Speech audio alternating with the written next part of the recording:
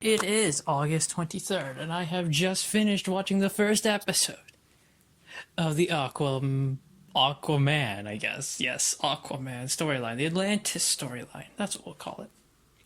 Just finished watching it, the first episode, and alright, I'm intrigued. The episode starts with, Dick Grayson pretty much telling Calder, if you want to take a break, because of everything he's been through. Like after Aquagirl died, he immediately went undercover, which led to season 2.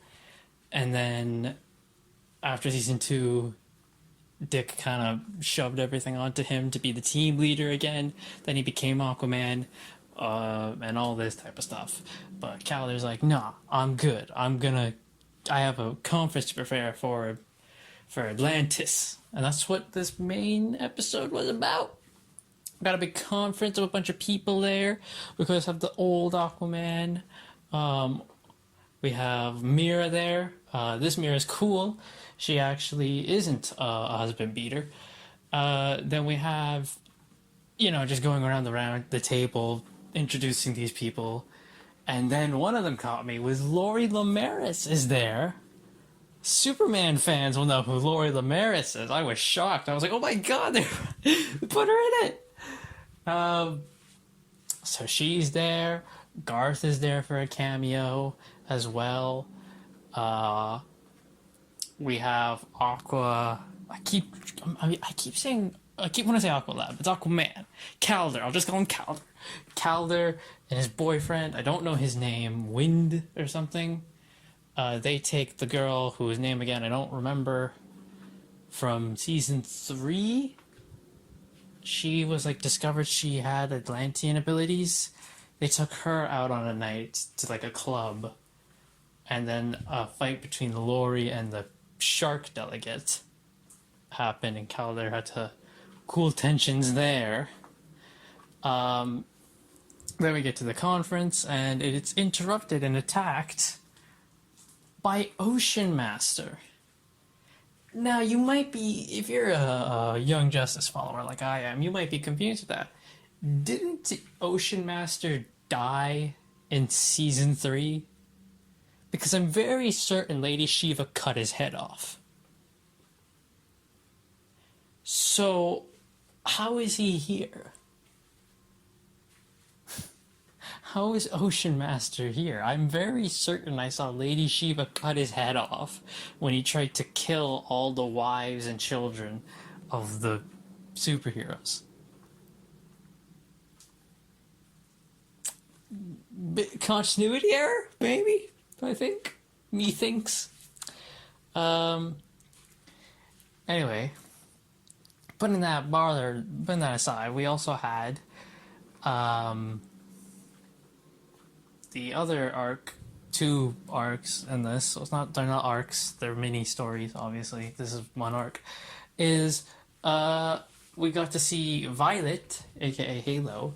She went to visit Gabrielle's parents, well, her mother specifically, and just kind of asked, I don't know what to do, can you explain Islam to me? And oh my god, what is it called? What they wear on their heads in Islam. I'm so sorry. I don't know what it is, what it's called. But you know what I mean. It's what the women wear over their hair. So they explained that, pretty much. And she just kept asking Gabrielle's mom about, is it okay if you explain this to me? It's the hijab, isn't that what it's called? Yeah. She's like, is it okay if I wear this? And the mom's like, yeah, that's fine. So, Halo's kind of exploring herself, doesn't know what she's doing. Like most of us, really. I don't know what I'm doing. But we saw Superboy! Connor! We're in a ghostly realm where he and someone else, it's a girl, are in a... We don't know where they are. It's a weird realm, he's a ghost looking, he's see-through. Pretty much. Don't know who the girl is. I'm not going to make any guesses, because this is just the first episode. But eventually, he decided he'll call her Ghost. He's going to call her Ghosty. And he finds a heat trail using his X-ray vision, and goes and follows it. So, haha, I was right. Connor is not dead. Big freaking shock. But yeah, that was this episode. So far, as an introduction, okay, that's pretty alright. I'm gonna give it like a 7.5. Okay, introduction. And yeah, that I'm looking forward to the rest. It is August 24th, and I have just finished watching the second episode of the Atlantis storyline. Way better than the last episode. The last episode, again, was pretty much just set up for this arc, and we had a lot more better stuff in this one. So this episode was mainly dealing with the fact that there is a prophecy that will be fulfilled. Of course, former Aquaman is very skeptical. He's skeptical about this prophecy. But Mira seems to think that it could be coming to pass. We had Calder talking with his parents. His parents like, hey man, you gotta take some time off. Just like what Nightwing's told him. She's like, dude, you gotta take some time off. And he goes, no, I gotta deal with Ocean Master. And then this episode's main conflict for Atlantis was it dealt with the Chaos Lord thing from the Satana arc. Because remember, she was having like fire burst everywhere. It dealt with that. It was like, yeah, that's what this episode was. It was them trying to contain her fire volcano thingy. So Mira made like, at first she made like an octopus, but that didn't work, and then she made like a serpent, using her water kinesis thing or whatever it is, and she got help from Ocean Master, who's like, well, if I don't help you, then I can't rule the kingdom, because then the kingdom's going to be destroyed. So he helped her, gave her a bit of a boost in doing it. And then they were eventually able to not defeat, because you can't really defeat the fire thing. They were able to get rid of the fire with help from the mysterious stranger who helped beat Ocean Master last time. He came and helped, and they got rid of the fire. And then they revealed who the stranger was. They beat Ocean Master because of the stranger again. So Ocean Master has been taken away. And they revealed who the stranger was. And as soon as he talked, I'm like, I know who this guy is. It is Vandal Savage's grandson, who founded Atlantis centuries ago. He's still alive. And you know what? It makes complete sense, because I thought, wait, he died? When they mentioned this backstory and he died, I'm like, wait, he died by just getting crushed? That doesn't seem right. I always thought that was a bit off. And I was right. It was off, because he's not dead. He's alive. He's alive. So nice. That was good. Then we had Superboy stuff, where he's still in like this weird dead realm. We found out who Ghosty is. She's the third member of the Legion of Superheroes, and she died with him in the explosion. So there's that. And then they had the Legion, Saturn Girl, and I don't know what his name is. He's like a shapeshifter. But they tell Superman that we need you to go to Happy Harbor in 10 years at 12 o'clock exact, because you need to do something that Superboy was supposed to do. And Superman goes, okay. And he leaves, and they're like, well, we're not back in our time, so something happened. It didn't work. So then they go, and they meet Bart Allen, Kid Flash. And yeah, there's that. That was the episode. A really good episode. I'm going to give this one a 8.5 out of 10. Really good episode, really strong, kept us intrigued, kept us rolling here for this arc.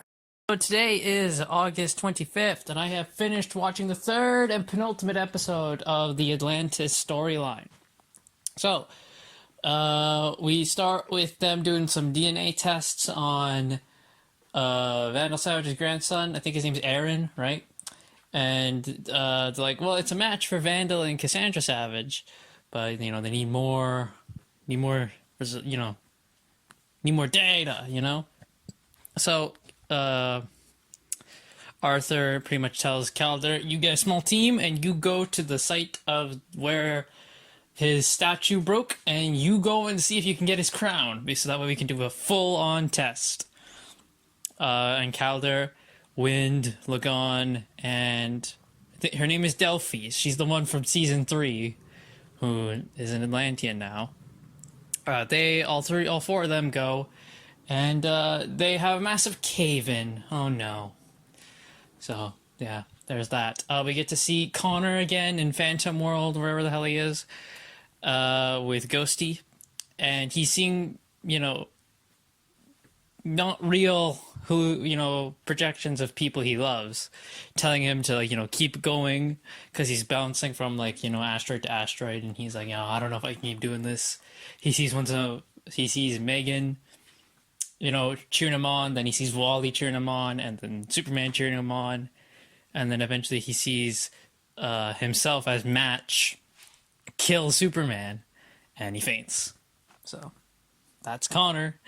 And then, it sounds like a sitcom, that's so Connor. It's Megan, so, anyway, then we have the other one, which is with, I almost said Kid Flash, Beast Boy, who he got checked on by McGann, and she sees how he's a mess. Then she calls an intervention, and it's her, oh my god, what's his name? I'm blanking on his name. He's the robot from Doom Patrol. I am blanking on his name, and I'm so sorry. Wonder Girl, Blue Beetle, and Static. And he just dismisses them all. And then, at the end of it, McGann's like, that's fine, you can keep dismissing all this, but mental health checks are mandatory for all hero groups. So if you want to stay on the Outsiders, you're going to have to pass a therapy session with Black Canary. There ain't no way in hell Garfield's passing this. I can very clearly just see him just quit right now. Like on the next episode, I can so see him just quit. And that's it. So yeah, that was the episode. I give it... Oh, and of course we had Aaron. He sees all these people are protesting in his name now because he's been exposed. And he's like, I didn't want this. I didn't want to be seen and all this. And then one of the guards, she tells him, well, I can sneak you out. And apparently they snuck out. And then we come to the realization in this episode that the Ocean Master in this arc is not the real Ocean Master, like I thought, because his head was removed from his body in season 3. I'm very sure of that. This is a clone. This is a clone of Ocean Master. So, okay. That makes sense. I get it now. Wonder what the Aquaman's gonna do when he finds out his brother's actually dead. Anyway, that is this episode. I'm gonna give it a 8 out of 10. It was solid. Just kind of moved everything along and introduced some stuff, some more questions that will hopefully be answered by next episode.